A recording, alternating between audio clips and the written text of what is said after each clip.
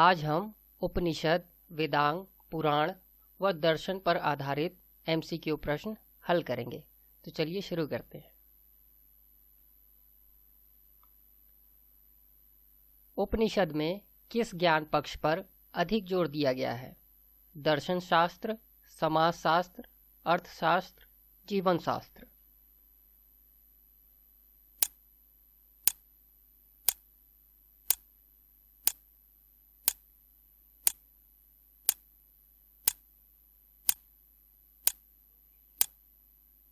इसका सही उत्तर है दर्शन शास्त्र।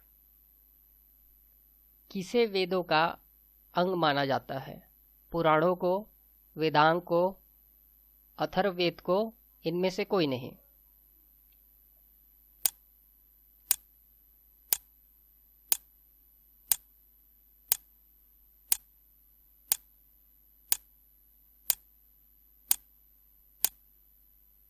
इसका सही जवाब है वेदांग को। अगला सवाल है, महाकाव्य कितने हैं? 1, 3, 2 या फिर 5?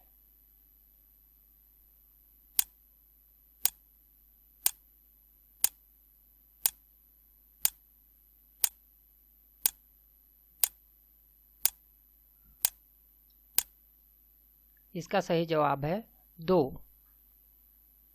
इनमें से महाकाव्य कौन है? गीता, पुराण, महाभारत, उपनिषद।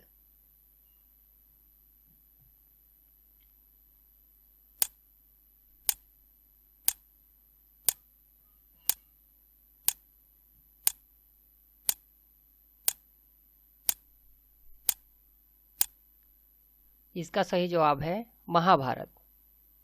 अगला सवाल है, रामायण के रचयिता कौन है? वेदव्यास, वाल्मीकि, लोमहर्ष, गौतम।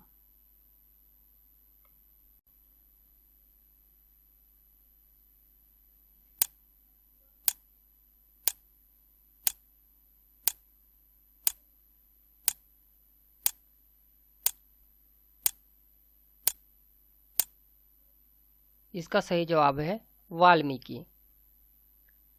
वेद व्यास ने किसकी रचना की है? रामायण की, महाभारत, विष्णु पुराण या फिर गायत्री मंत्र।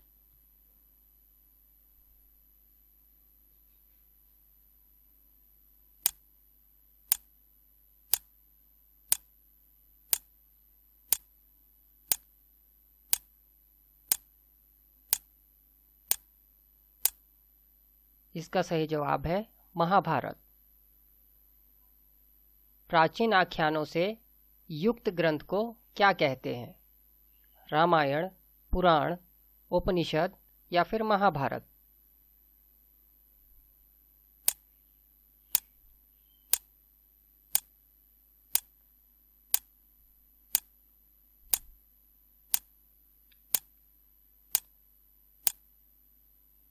पुराण। अगला सवाल है, प्रामाणिक पुराण की कुल संख्या कितनी है? 18, 16, 22 या फिर इनमें से कोई नहीं।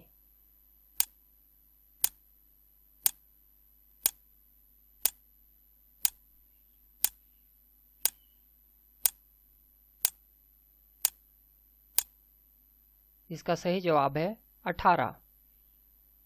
अगला सवाल है, सबसे प्राचीन पुराण कौन सा है? गरुड़ पुराण, वायु पुराण, मत्स्य पुराण या फिर गुप्त पुराण।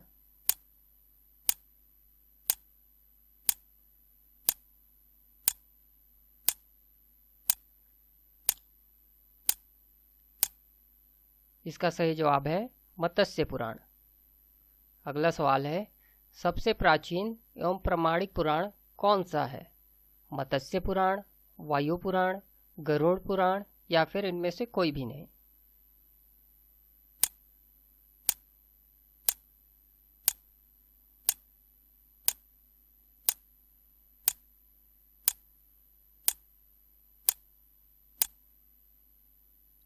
मत्स्य पुराण। अगला सवाल है, मौर्य वंश का वर्णन किस पुराण में मिलता है? गरुड़ पुराण, मत्स्य पुराण, वायु पुराण या फिर विष्णु पुराण।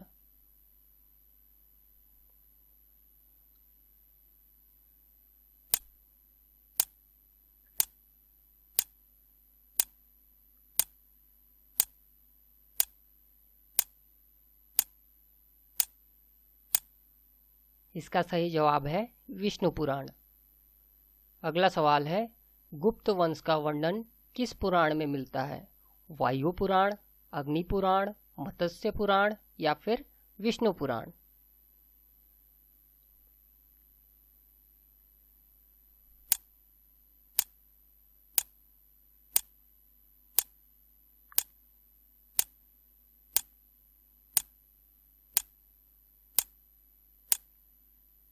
इस सवाल का सही जवाब है वायु पुराण। अगला सवाल है, आंध्र सातवाहन वंश का वर्णन किस पुराण में मिलता है? मत्स्य पुराण, विष्णु पुराण, गरुड़ पुराण या फिर इनमें से कोई नहीं?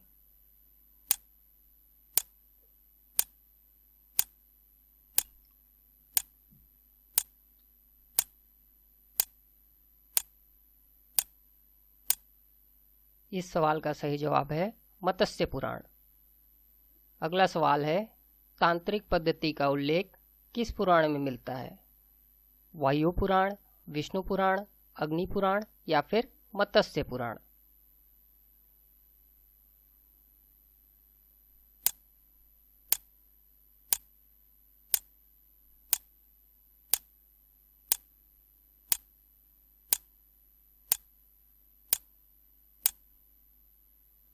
इसका सही जवाब है अग्नि पुराण।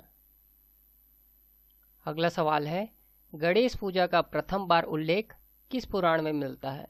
अग्नि पुराण, वायु पुराण, विष्णु पुराण या फिर मत्स्य पुराण?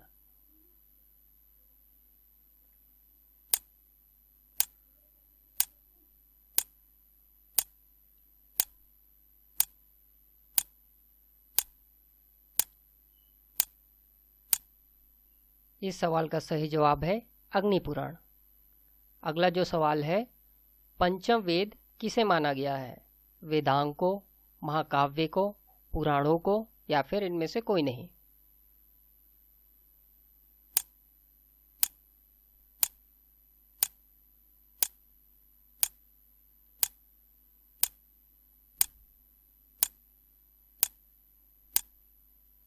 इसका सही जवाब है पुराणों को। अगला सवाल है, दर्शन की संख्या कितनी मानी गई है? 6, 7, 5 या फिर 9?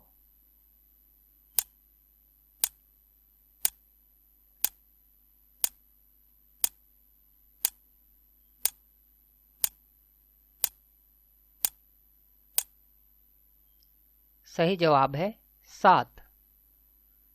अगला सवाल है, सांख्य दर्शन के प्रतिपादक इनमें से कौन है? गौतम, कणाद, उलुक या फिर कपिल?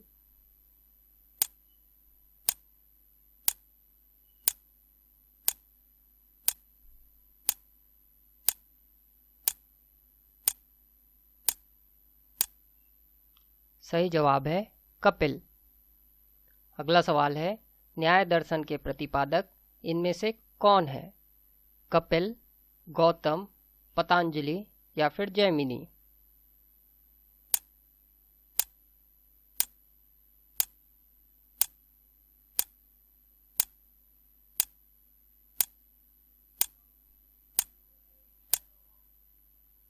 इसका सही जवाब है गौतम।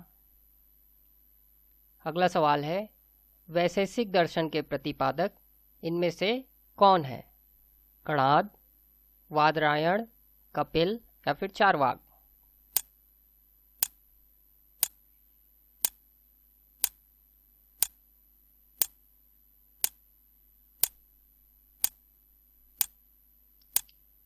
इसका सही जवाब है कणाद।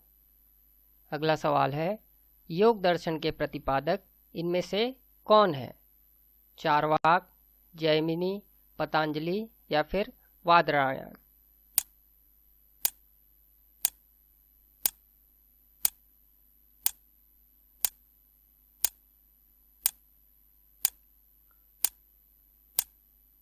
इस सवाल का सही जवाब पतंजलि है। अगला सवाल है, पूर्व मीमांसा दर्शन के प्रतिपादक इनमें से कौन है? वादरायण, चारवाक, जैमिनी या फिर इन तीनों में से कोई नहीं?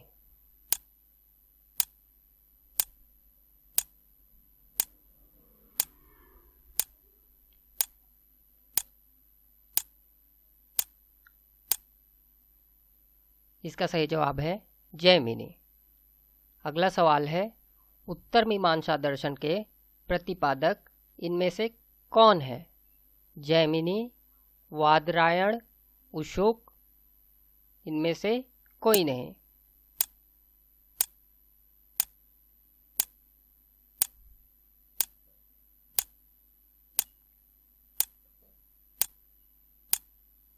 इस सवाल का सही जवाब वादरायण। अगला सवाल है, न्याय सूत्र दिए गए विकल्पों में से किसके अंतर्गत आता है? न्याय के, वेदांग के, योग के या फिर न्याय और योग दोनों के?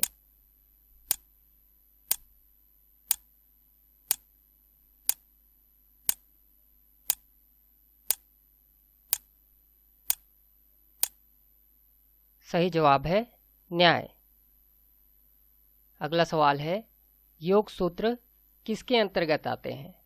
गौतम, जैमिनी, पतंजलि या फिर चारवाक?